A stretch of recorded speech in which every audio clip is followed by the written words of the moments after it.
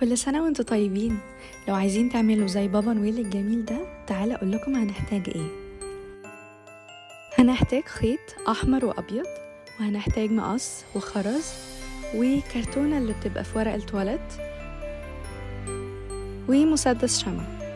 اول حاجة هنحتاج الخيط الاحمر والكرتونة بتاعتنا، وهبتدي اقصها 5 حتت هتبقى بالشكل ده.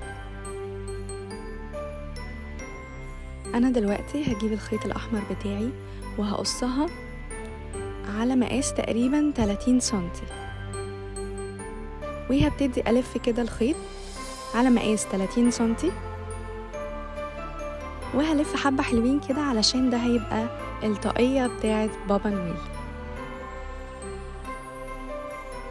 دلوقتي أنا هبتدي أقصها، هما ماسكين في بعض، فأنا هقصها كده بحيث إنه كل خيط لوحده يبقى مقاسه 30 سنتي. وهعمل كده كمان في الناحية التانية، فالخيط هيبقى شكله عامل كده. دلوقتي أنا هتني الخيط وهدخله جوه الكرتونة بتاعتي، وهبتدي أفتح الخيط بالشكل ده وأدخل جواه باقي الخيط من الناحية التانية، فهتتربط في الكرتونة، ودي هتبقى الرابطة بتاعتنا للطاقية بتاعت بابا نويل. بس هبتدي أمسك كل الخيط ده واحدة واحدة وهلفها حوالين الكرتونة بتاعتنا. هتاخد منكم وقت شوية، بس هيبقى شكلها جميل قوي قوي في الآخر. ممكن كمان حد يساعدكم لو عايزين، بس وده هيبقى شكلها في الآخر. هبتدي أدخل كل الخيط ده جوه الكرتونة، فهيدخل الناحية التانية بالشكل ده، وهبتدي أساوي الخيط بحيث إنه ما يكونش منعكش كده. دلوقتي أنا هجيب أي خيط، أو حتى عايزة فايبر ممكن أو قطن، مفيش مشكلة، ممكن أحشي بيه الطاقية بتاعت بابا نويل علشان تعمل كأنها الراس. وهجيب خيط لونه أحمر وهبتدي أربط الخيوط دي كلها مع بعض بحيث إنها تعمل شكل الآيس كاب. هربطها كويس جدا علشان مفيش أي خيط يقدر يخرج منها. دي أساويهم كده برضو، مهم قوي بعد كل خطوة أساوي الخيط مع بعض علشان ما يكونش منعكش ويدخل في بعض.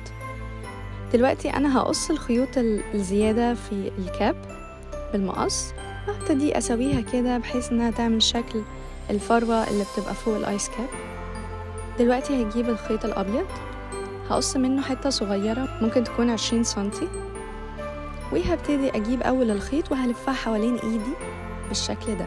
هلف منها كتير عشان ده هيبقى دقن بابا نويل، فعايزة يبقى دقنه غزيرة عشان يبقى شكله حلو. فأنا لفيت كمية كده حسيت إنها مناسبة، مش شرط كمية معينة، تقدر تحط الكمية اللي انت تحبها بس. وهبتدي أجيب الخيط الصغير اللي أنا قصيته في الأول وهدخله جوه الخيط اللي أنا لفيته، وهبتدي أربطها كويس جدا جدا. بس الخطوة اللي بعد كده هبتدي أدخل المقص جوه الخيط وهبتدي أقصه علشان يعمل الشعر أو الدقن بتاعت بابا نويل. ونساوي الخيط بالشكل ده. كمان هسويها بالمقص بحيث انه ما يكونش في خيط أطول من التاني، بس هيبقى شكله كده. دلوقتي بقى الخطوة هنجمع الاتنين مع بعض، وهنستخدم مسدس الشمع وهنبتدي نلزق الآيس كاب من جوه كده، نحط عليه الشمع كويس وهنلزقه في الدقن بتاعت بابا نويل. هنمسكه بس شوية لحد ما يمسك في بعضه بس، ونسويه بقى هيبقى شكله عامل كده. دلوقتي هنلزق الخرزة أو هتبقى مناخير بابا نويل. هحط نقطة صغيرة من الشمع على الخرزة وهحطها في النص كده على أساس مناخيره هي اللي طالعة بس من الآيس كاب. أنا برضو حبيت أأكد عليها كويس عشان ما تقعش بالشمع بس. دلوقتي بقى أنا جبت خيط لونه أحمر ولفيته كده حوالين بعض وربطته، وعايزة أربطه حوالين الايس كاب علشان ينفع اعلق بابا نويل ده في اي حته. بس فلفيته كده وربطته بالطريقه بتاعتنا، وخليت الربطه دي من ورا عشان ما تبانش. بس كده، وده هيبقى شكل بابا نويل بتاعنا في الاخر. شكله جميل جدا وكيوت.